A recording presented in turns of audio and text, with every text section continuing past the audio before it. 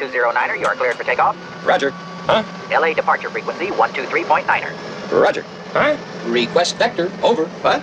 Flight 209er, clear for vector 324. We have clearance, Clarence. Roger, Roger. What's our vector, Victor?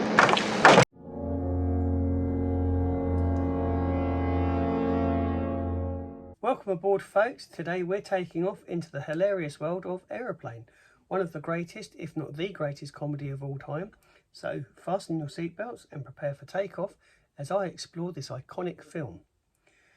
Aeroplane is actually a parody of the 1957 film 0 Hour, which incidentally was a disaster film.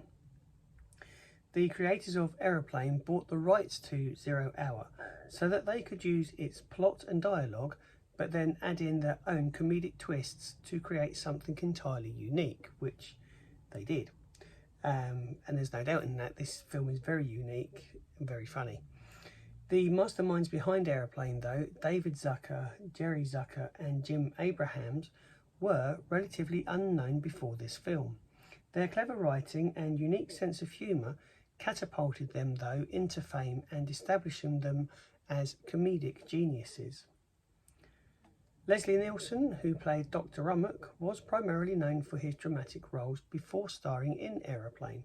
His deadpan delivery and perfect comedic timing made him an instant comedy icon, and he also made his film debut, and let me know in the comments box below if I've got this wrong, but I believe he made his film debut in Forbidden Planet.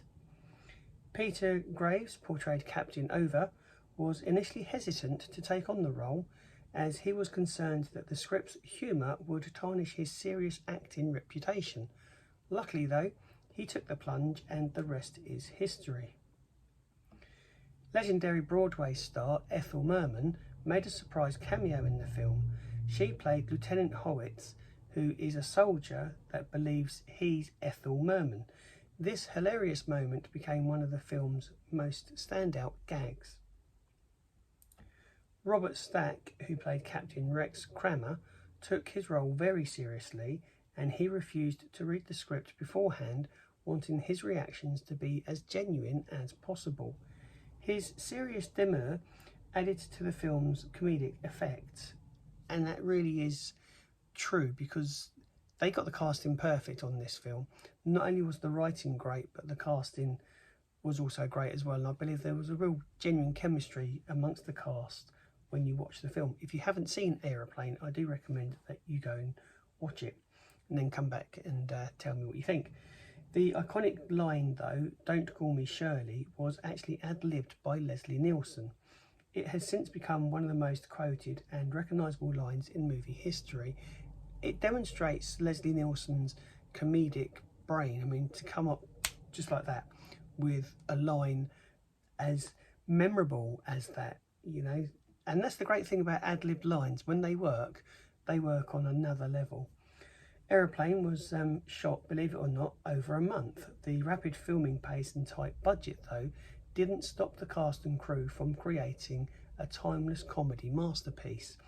And that's something that I think modern films could actually do with. They could do with a slash in their budgets and a slash in the actual filming time to make people think about what they're doing to get the right result at the right time.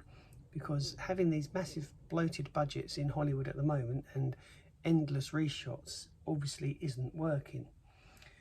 The Otto, which is the inflatable autopilot, actually became an unexpected star.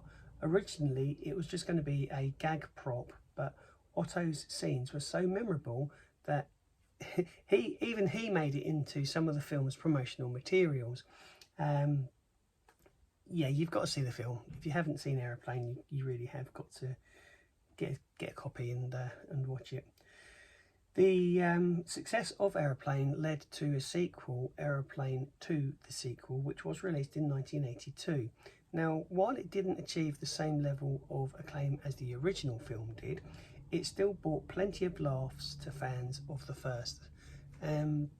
Yeah, because it's not as good as the first. I think because the first film was new and fresh, people hadn't seen a film like it before, it was a success because of that. Kind of like some of the Marvel films, like Deadpool.